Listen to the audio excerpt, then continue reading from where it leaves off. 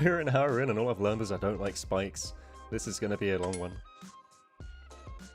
So you'll notice a few things as we keep doing this boss here, and that is that the setup's been changing a lot. I've taken a bit of inspiration. I was watching No Monkey and Kirby do their runs on day 2 of the boss. I wasn't around for the first day, so I was just getting a look at what people were doing and trying to copy a setup. Figured it'd be fun for a day to see if we could improve the record or just get it down to a reasonable PB, and get a feel for where the GM time might line up down the road. Now, this setup does change, so things like the ACB are going to get removed. I think I added a 3rd age bow for a bit of a flex. You could use a crystal bow, which I think No Monkey was doing.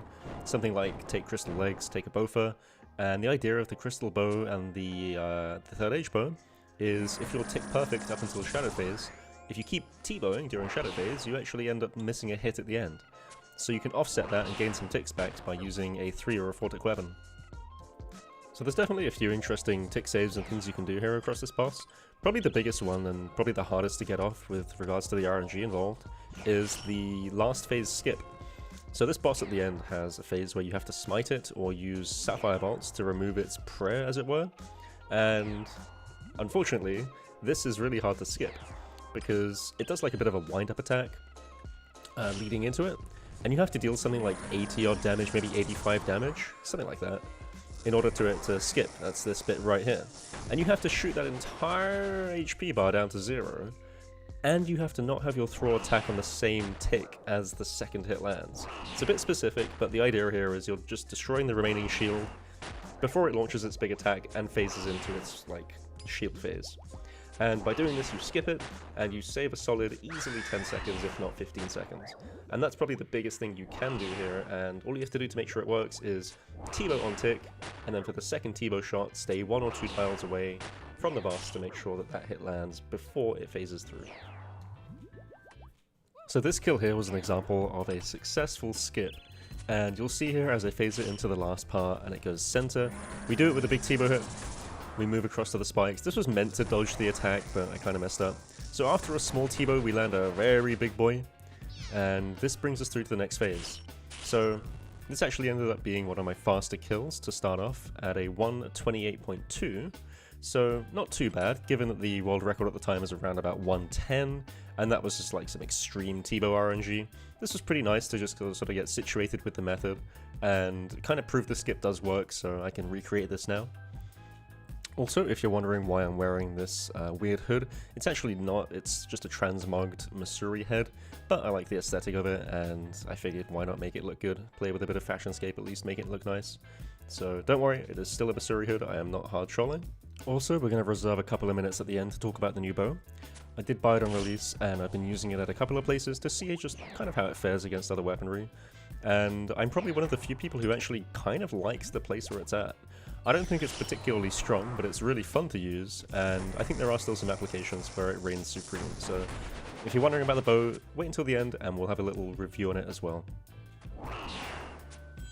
This was another fairly fast kill, but unfortunately I did not get the skip off, and as you can see, even with a lucky early bolt followed by a ZCB, we're still losing a lot of time.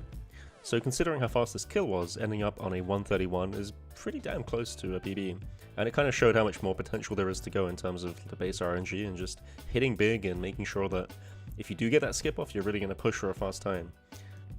Now might be a decent chance to explain what I actually think about the boss and how I feel about its place. So this is one of the few releases for PVM that we've been had like sort of confirmed this year. We have the 4 bosses from Desert Treasure 2 that are also coming up, and they're meant to be a lot more fleshed out than this guy. This guy's meant to be a sort of like similar to Vorkath and Zulrah, and I think it kind of hits the right place, you know? For me, it sort of feels like the switching of Zulrah, coupled with the damage from Hydra and kind of the increased XP drop and the fact that you T-bowed a lot. So it really feels like Zulrah times Hydra in a way. But it's built well. There was like 1 or 2 bugs in release, but they kind of fixed them immediately. The resetting is nice. The way to get there is pretty simple, and some of the setups for like staying here a long time are really nice. You can build like farming setups, and you can build speedrun setups. You can build whatever you want to do. You can freeze the boss. You can thralls. There's loads and loads of options for actually tackling it, and that itself makes it sort of interesting, but also works at a variety of different levels and gear setups.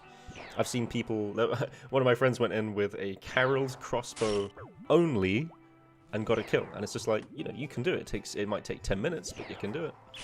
And it goes to show, like, this is absolutely a mid-level boss. But it plays very well into the hands of those who have more gear, and therefore high-level community is going to like it as well. So it's definitely an all-around boss that fits really nicely, and I think for now it's in a really good spot. So I do think a lot of people have expressed a bit of a concern, maybe the drop table is a bit too much cheapy, especially the fact that you can kill it as a mid-level. And I mean, I got a kill here myself with like 600k of loot, which is insane. Also considering the Dragon Plate legs are like all alchable for that much GP, 480 flat K basically. That's kind of crazy. But maybe it goes to show that they're happy with the state of the economy. They don't mind introducing more GP directly, and again, maybe that's just a one-off, but one thing's for sure, it's very much an Iron Man drop table from all the seeds and all the runes and all the useful stuff you get from it, so GZ Iron Man, I guess. Now, across all the kills I did across this 5-hour trip, I did actually end up getting lucky and picked up myself a Venator shard. Now, I want to give some big props off to the sound effects team. They've done some cool stuff for this boss, and the art department, to be honest. Even the guys who coded the damn thing, it's really nice all around. But all of the uniques, including the Frozen Cache, the Venator shard stuff, they have a sound that plays when you receive them, which I thought was really awesome. So, I don't know, sound design is very cool, but one big drop completed. I don't think I will be back here to too much, really. I mean, I don't care too much for pets, but I'll take my Venator shard, so thank you very much, Jagex. So I wanted to run you guys through my fastest kill of the trip, and starting off here with a Shadow Veil to put myself back on the Lunar Spellbook, just so I can revenge and then reswitch to Arceus, using Lunar Spellbook swap. This gives me the application of having thralls if the kill goes well, while also being prevenged and holding the spellbook as necessary. So after a big ZCB hit, we T-bow it to push it back into melee, and then ZCB it out of melee so it stays in range form, which is weaker to range. And now I did make a mistake here in this shadow phase. I misclicked and got a yellow click, and therefore I think I was a little bit off time here. I wasn't too sure what I should do here. Ended up trying to get an accurate T-bow to reset the timing, and I probably lost a tick for it, but overall the damage was good regardless. That little shadow call he does there starts moving the spikes, so we've got to be a bit careful now. Got the Vengers up, T-bowed an extra hit here, which was fine. At this point I was using an Archer's Ring and kind of just banking on good T-bow hits. And now we take a big Venge for the melee phase, and then just run away. And the entire time this was just like sipping Gothic Stress like mad to get higher HP. The purpose of which was to be able to tank the hit at the end, and not really care about my positioning. After a few more good T-bow hits, we're in the center, and on this one I did actually manage to dodge it, and then run back in with a big T-bow, going across just at this very end piece here, which unfortunately was just 1 HP off, otherwise it would have been a lot faster, but that's a 116.8 for my fastest kill, and very happy with the PV overall. I do think now that the GM time should be anywhere from 135 to 145, and the reasoning for this is because you're not really meant to have like max gear for doing all the combat achievements, and it's going to block a lot of people who don't have T-bow or don't have Shadow and stuff like that from being able to do this effectively. So reasonably I think like 135 with a Bofa Sangstaff, maybe like 145 again. You can do some skips, rely on rubies, there's lots of things you can do to optimize, but that's going to be about right for GM, so I'll place my bets at around 140. But beyond that, let's now take a look at the Venator bow. So I did manage to pick this up on day 2 of the boss for about 40 odd mil, I think, and I've had a lot of fun actually playing around with it. So let's dive into some of the use cases. First up is Catacomb Slayer. I do think that while Barrage Slayer is typically going to be better, and especially if you're into alting or you have other accounts that can help you out, you probably don't need to do something like this, but it's another option, another like method for training. And basically this bow acquires targets within a 2-tile radius, and it will bring them towards you and you can AFK them with Auto Retaliate on, which is a really nice option if you want to just take it easy, gain some Slayer points, or just AFK a task while you're busy doing some other stuff.